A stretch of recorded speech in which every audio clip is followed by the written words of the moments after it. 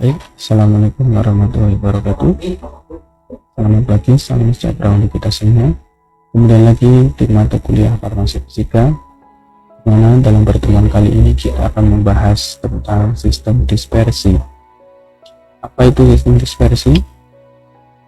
Sistem dispersi adalah suatu sistem yang terdiri dari partikel kecil sebagai fase terdispers yang terdistribusi ke seluruh medium dispers. Ingat, kita merupakan partikel kecil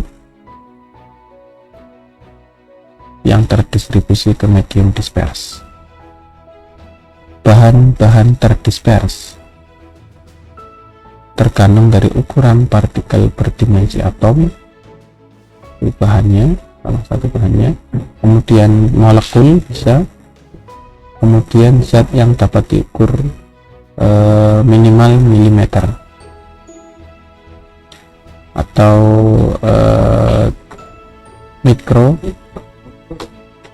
mikrometer. Kemudian dinyatakan dalam 3 golongan. Ada 3 macam sistem dispersi, ada dispersi molekular, dispersi koloid, dan dispersi kasar.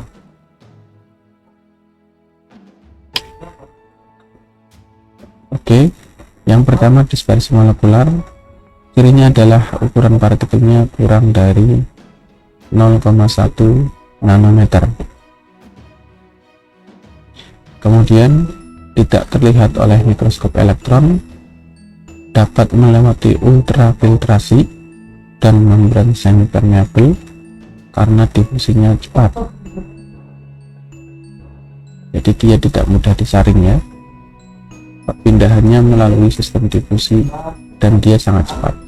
Contohnya adalah molekul oksigen, ion-ion, dan glukosa. Kemudian ada dispersi koloid. Ukuran partikelnya 1,6 nanometer sampai 0,5 mikrometer. Lebih besar dari dispersi molekular. Cirinya terlihat oleh mikroskop elektron, tapi tidak terlihat oleh mikroskop biasa. Dapat melewati kertas saring, tapi tidak dapat melewati membran semi permeable karena difusinya berlangsung lambat. Contohnya apa? Solusi perak koloidal, polimer alam, dan polimer sintetis. Yang ketiga adalah dispersi kasar. Ukuran partikelnya di atas 0,5 mikrometer. Terlihat oleh mikroskop biasa, tidak dapat melewati kertas saring atau berdialisis melalui membran semi permeable karena partikel tidak berdifusi ya. Jadi sistemnya adalah dialisis atau perpindahan. Contohnya adalah suspensi, emulsi, dan sel darah merah.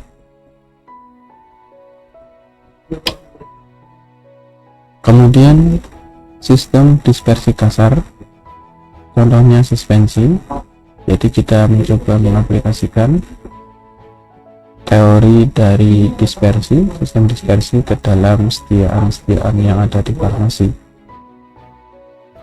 Yang pertama kita hubungkan dengan suspensi ya. Jadi faktor yang harus diperhatikan pada suspensi, yang pertama sifat antarmuka dari partikel yang tersuspensi, kemudian pengendapan dalam suspensi atau sedimentasi. Itu faktor yang harus diperhatikan.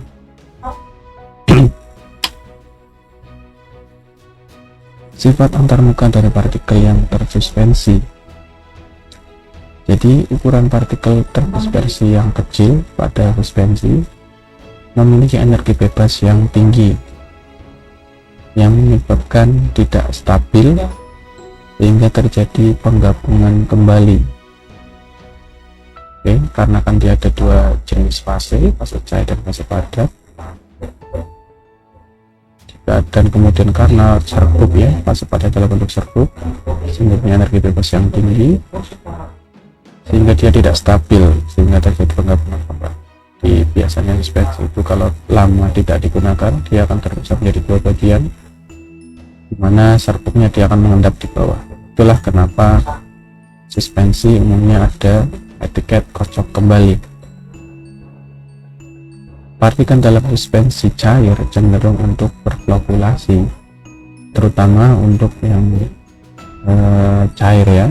Suspensi dalam bentuk cair biasanya dia akan terjadi flokulasi atau terpisah menjadi dua bagian dan mengendap di bawah.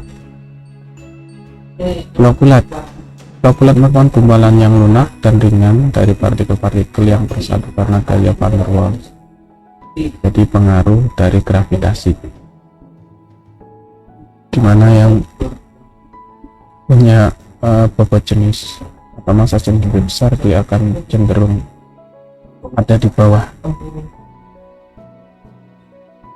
Kemudian ada agregat. Agregat adalah partikel yang melekat pada suatu lempeng padat dengan gaya yang lebih kuat. Jadi ini biasanya melekat pada lempeng padat. Ini kalau sudah terpisah ya, jadi dua bagian, nanti ada bagian yang namanya agregat yang biasanya di permukaan.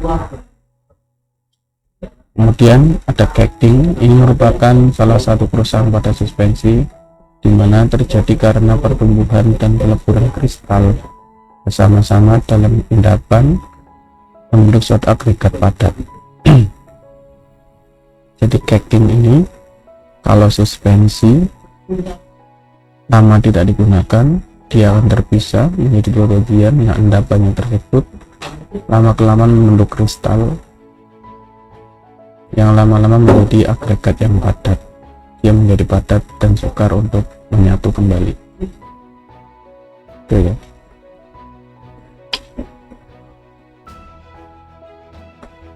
Kemudian dalam setiaan suspensi ada beberapa faktor yang berpengaruh, antara lain antar muka partikel, yaitu tegangan antar muka ya, dan energi bebas permukaan. Suspensi dikatakan stabil jika energi bebas di permukaan harus tinggi. Di energi bebas tidak boleh terlalu tinggi. Kemudian keseimbangan dicapai bila delta F sama dengan 0. Jadi gayanya sama dengan 0. Cara menguranginya bagaimana? Cara mengurangi energi bebasnya, pertama adalah pengurangan tegangan permukaan. Bisa ditambahkan surface active agent atau surfaktan. Pernah dengar ya? Kemudian dengan cara pengurangan luas permukaan partikel atau flokulasi atau agregasi. Jadi partikelnya tidak boleh terlalu besar.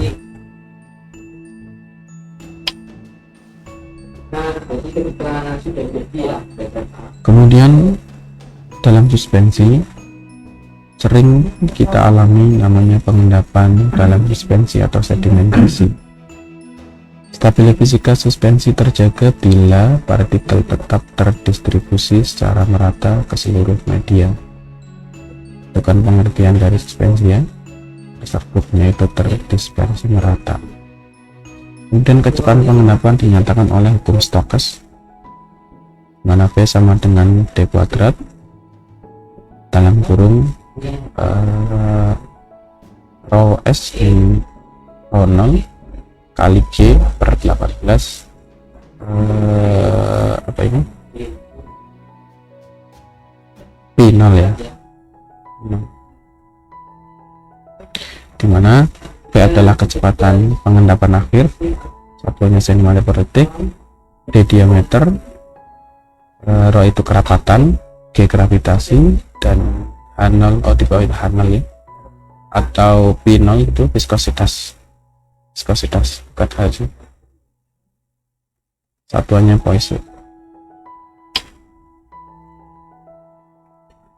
Kemudian faktor yang mempengaruhi kecepatan pengendapan ada untuk ukuran partikel terdisperse, tentukan pada praformulasinya.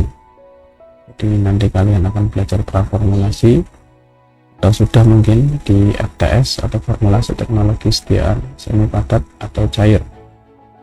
Nah, nanti di sana ada praformulasi. Hindari ukuran partikel terlalu besar atau terlalu kecil. Ukuran partikel besar akan cepat mengendap di dasar wadah, Sedangkan ukuran partikel terlalu kecil akan mudah terbentuk cracking pada dasar wadah. Itu ya.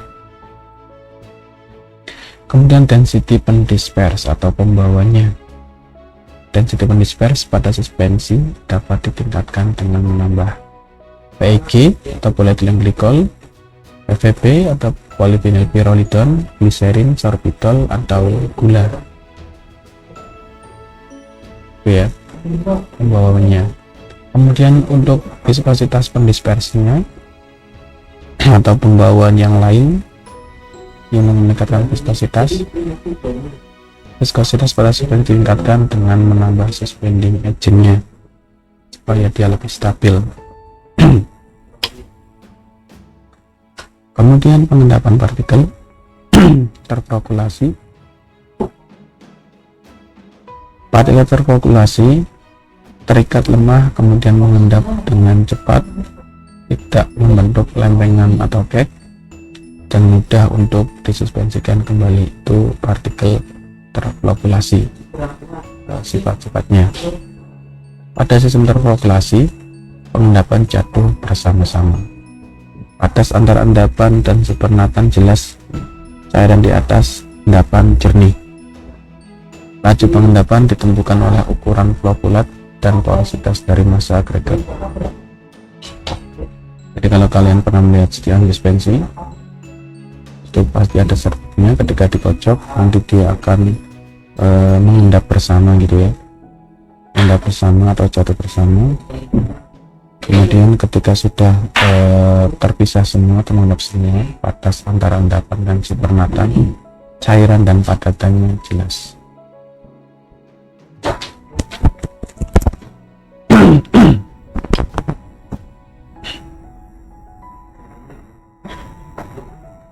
Pengendapan partikel terflokulasi. Kalau tadi partikel terflokulasi ada terdeflokulasi atau tidak mengendap kembali. Lihat di mana pengendap perlahan-lahan membentuk suatu endapan di mana terjadi agregasi yang akhirnya membentuk lempengan keras atau hard cake yang sulit disuspensikan kembali. Jadi mengendapnya itu perlahan, kemudian endapannya itu terjadi agregasi, saling mengikat gitu ya, membentuk agregat sehingga sulit disuspensikan kembali.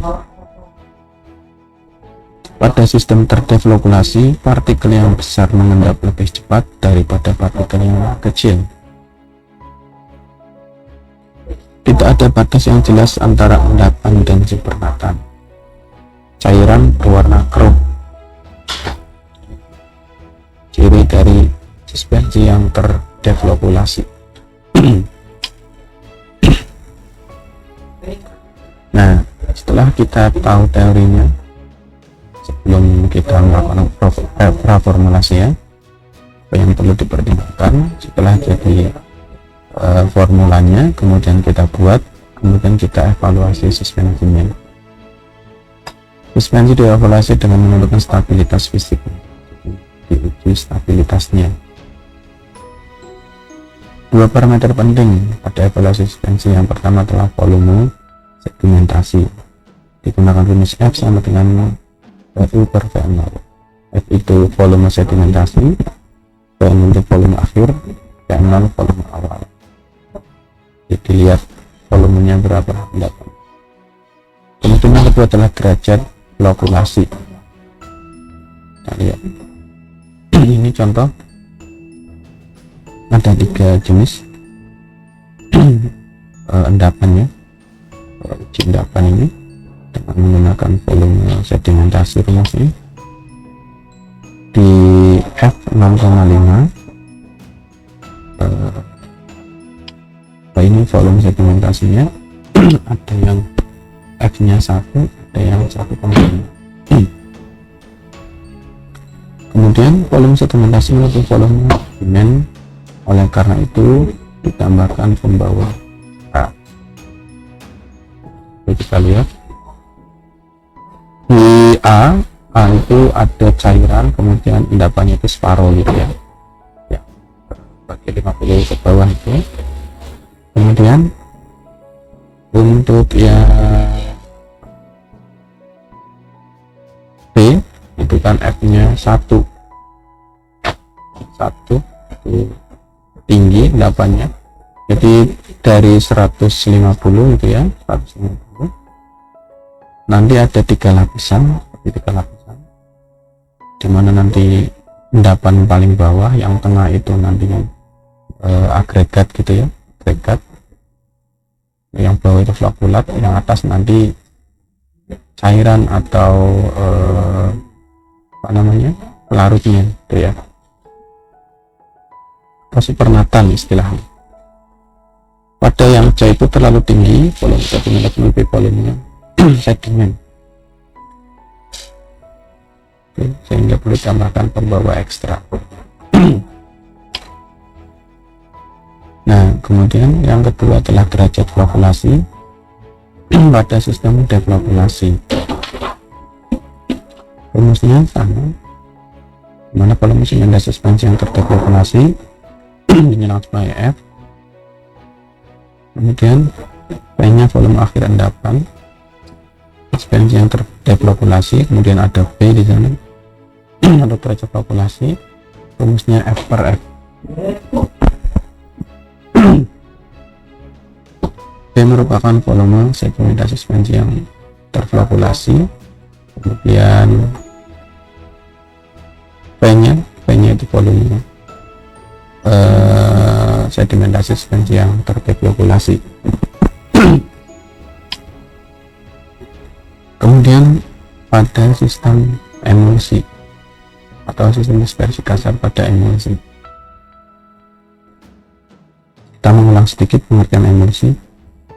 Emulsi adalah suatu sistem yang tidak stabil secara termodinamik yang mengandung paling sedikit 2 fase cair yang tidak saling campur, di mana salah satu diantaranya didispersikan sebagai bola-bola dalam fase cair lain. Jadi kalau pengertian umum emulsi, campuran minyak dan air ya, jadi dimana nanti campurannya itu ada dalam bentuk gelembung-gelembung atau bola-bola. Sistem dibuat stabil dengan adanya suatu zat pengemulsi atau emulsifying agent atau emulgator secara umum ya. Apa itu emulgator? Merupakan bahan yang dapat membantu terbentuknya emulsi dengan mekanisme kerja menurunkan tegangan permukaan, kemudian membentuk lapisan film pada antarmuka. Jadi ciri dari emulgator, dia biasanya punya 2 karakter. Jadi ini seperti ada ekor dan kepala ya.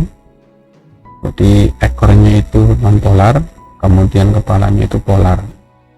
Nah, dengan adanya itu dia bisa menggabungkan antara minyak dan air atau campuran minyak dan air. Sifatnya yang amfifilik istilahnya. Jadi sifat polar dan non polar. Kemudian terdapat 2 fase dalam emulsi, ada fase terdispers atau yang kita lihat ini fase dalam, dan fase pendispers atau fase luar. Kita lihat internal phase atau fase dalam, atau fase dispersi. Jadi yang kecil-kecil putih itu lihat itu fase dalam atau fase yang terdispers. Kemudian yang biru itu lingkungannya atau continuous fase atau fase continue atau media dispersi. Jadi seperti medianya ya, wadahnya, atau fase eksternal luar ya. Ini gambaran emulsi kalau dilihat dari mikroskop gitu ya. Jadi ada bagian yang dispersi atau fase internal fase yang terdispersi itu, kemudian ada media terdispersi, media dispersi. Kita lihat tipe emulsi, kita lihat yang atas itu ada oil droplet yang kuning-kuningnya, Jadi itu fase terdispersi. Kemudian media dispersnya adalah air. Nah, itu tipe emulsi oil in water atau OWIT atau minyak dalam air. MA ya, fase minyak terdispersi dalam fase air. Biasanya untuk yang sediaan farmasi oral. Nah, kemudian ada tipe emulsi AM atau air dalam minyak atau water in oil. Fase air didispersikan dalam fase minyak, jadi lebih banyak minyaknya gitu ya, airnya terdispersi, kemudian media dispersnya itu minyaknya, kebalikan dari tipe air dalam minyak. Itu gambarannya tentang tipe M. Kemudian bagaimana dasar pemilihan emulgator? Jadi kalian ketika akan memilih emulgator itu tidak bisa sembarangan, ada teorinya mana yang paling sesuai.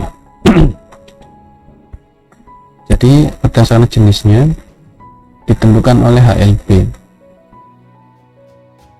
Jika anti foam atau anti busa, bisa gunakan emulgator dengan HLB 1-3, itu fungsinya sebagai anti foam. Kemudian emulgator air dalam minyak HLB nya 3-6. Untuk wetting agent HLB nya 7-9. Untuk HLB 8-18 itu untuk emulgator minyak dalam air. Kemudian jika deterjen, maka gunakan emulgator dengan HLB 13-15. Kemudian solubilizer gunakan HLB antara 15-20.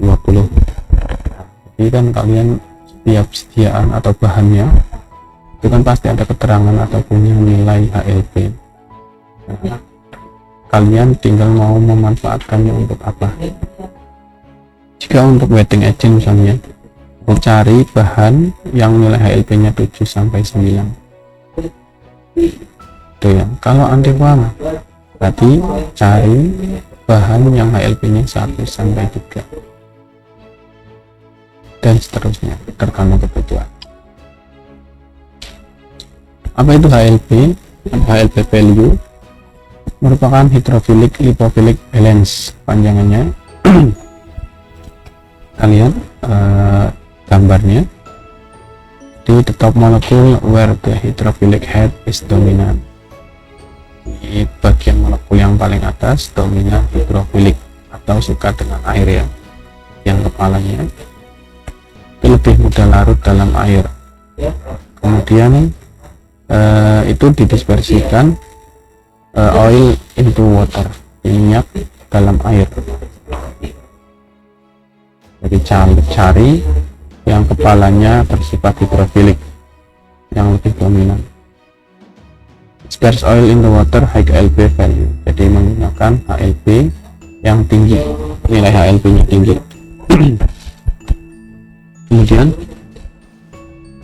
molekul bawah mudah larut dalam lemak atau larut organik, kemudian dapat mudah terlarut terdispersi dalam air dalam minyak menggunakan HLB yang rendah.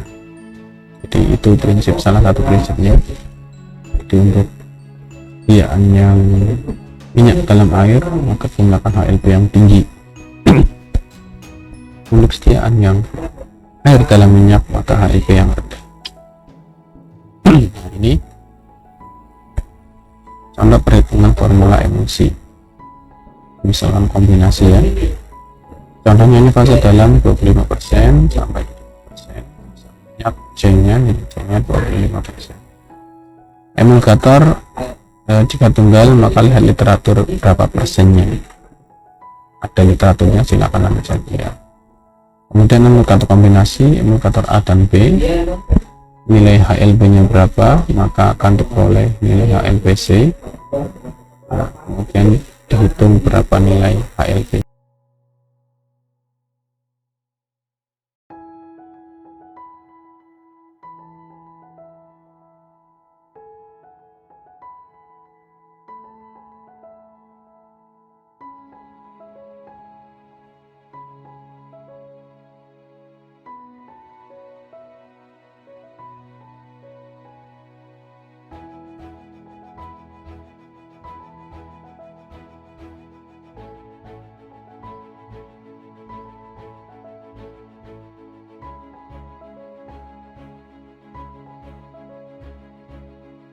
Jika akan mencampurkannya dengan minyak, KHLP-nya diturunkan dari HLP yang rendah sehingga bisa mencampurkan air dan minyak menjadi campuran yang homogen. Kemudian setelah kita membuat emulsi, maka kita akan melakukan uji emulsi. Yang pertama, harusnya kita akan menguji tipenya dulu, tipe emulsinya. Apakah air dalam minyak atau minyak dalam air. Kemudian setelah itu kontrol kualitas emulsi berhubungan dengan stabilitas. Cara menentukan tipe emulsi ada beberapa cara. Yang pertama ada dilusi tes atau pengenceran. Kemudian menggunakan emulsi MA dapat diencerkan dengan air. Emulsi tipe air dalam dapat diencerkan dengan air. Itu teknik pengenceran.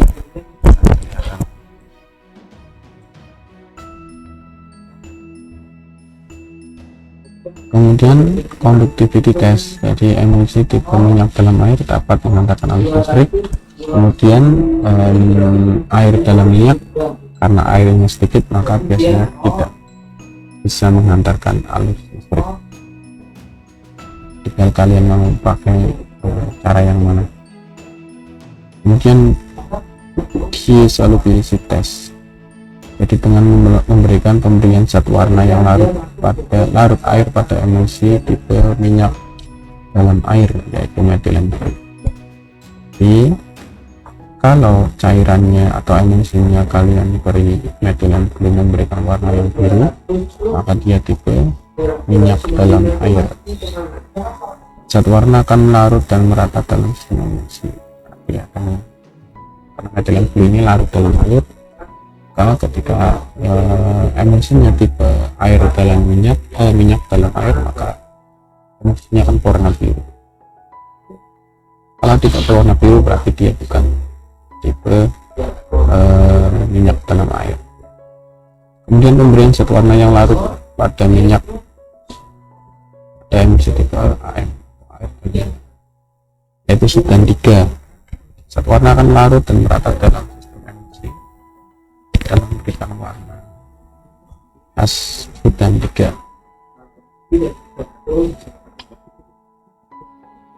Nah, tes tipe emulsi dengan metode pengenceran yang kita contohkan emulsi tipe oil in water. Ditambahkan air, kemudian tidak ada untuk tipe OW emulsi, kemudian didilusi dengan minyak, kemudian fasenya berubah. Lihat fasenya berubah.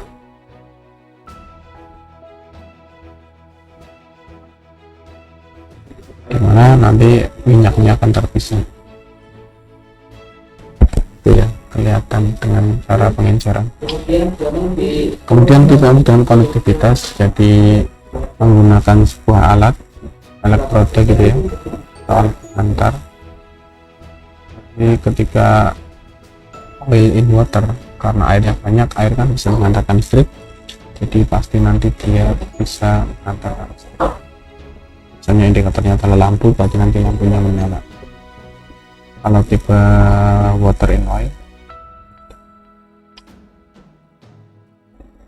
tes dengan pewarnaan, kita lihat emulsi contohnya tipe OW ini, tipe OW emulsi. Jika oil in water, tapi dispersinya adalah air, itu bisa menggunakan metilen blue ya tadi. Dia akan warnanya seperti ini.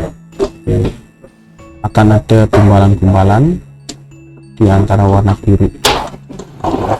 Ini tipe emulsi tipe OW. Kemudian tipe WO atau water in oil emulsion.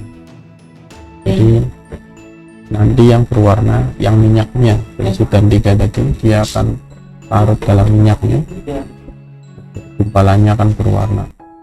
Itu tipe WO.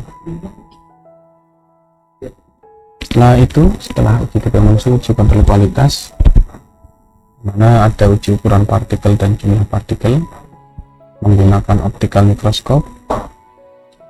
Kemudian untuk peningkatan ukuran koalesensinya.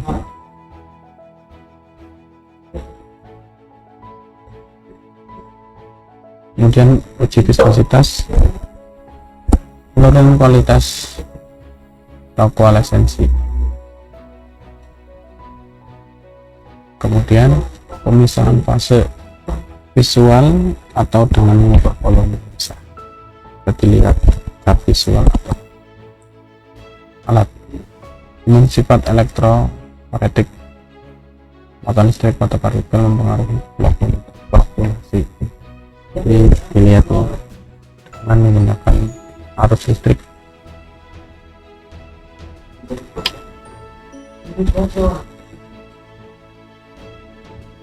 Emulsi,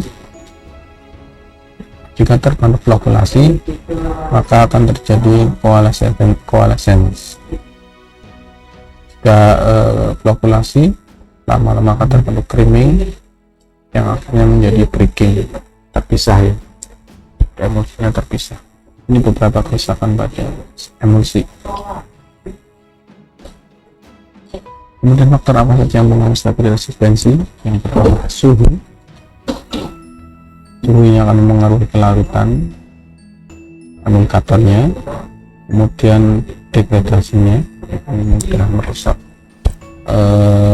emulgatornya atau setiaannya dengan suhu tinggi.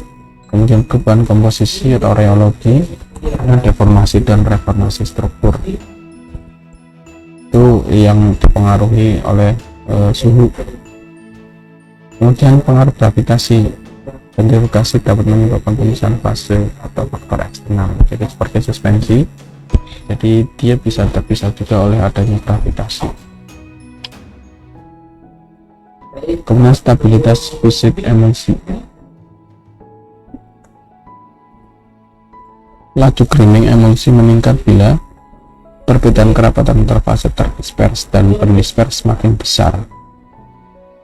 Jadi creaming ini salah satu kerusakan juga pada emulsi karena adanya perbedaan kerapatan antara zat yang terdispersi dan medianya. Kemudian karena viskositas pendisperse menurun, jadi semakin encer, viskositasnya menurun. Meningkatkan gaya gravitasi dengan cara sentrifugasi. Jadi dikocok kembali untuk meningkatkan gaya gravitasinya, sentrifugasi atau centrifuge. Laju creaming emulsi bisa diturunkan dengan cara ukuran partikel atau bola-bola dikurangi dengan mehomogenkan fase terdispersi. Ukuran bola-bolanya dikecilkan lagi. Kemudian viskositas fase pendisperse ditingkatkan dengan menambahkan pengental, misalnya metilselulosa, peragakan atau natrium alkohol. Itu beberapa cara untuk menurunkan laju creaming. Kemudian stabilitas fisik emulsi yang lain adalah penggabungan dan pemecahan. Jadi dia menggabung atau pecah lagi menjadi dua bagian, minyak dan air. Faktor-faktor yang mengaruhinya ada ukuran partikel tadi, bola-bola yang terdisperse, viskositas optimum fase pendisperse. Jadi fase pendisperse itu ada ukuran viskositasnya. Kemudian perbandingan volume antara fase disperse dan fase pendisperse 50-50. Kemudian sifat fisik lapisan emulsi. Harusnya lapisan emulsi harus lebih kuat, elastis, dan terbentuk dengan cepat. Ciri dari emulsi yang baik atau setiaan emulsi yang baik.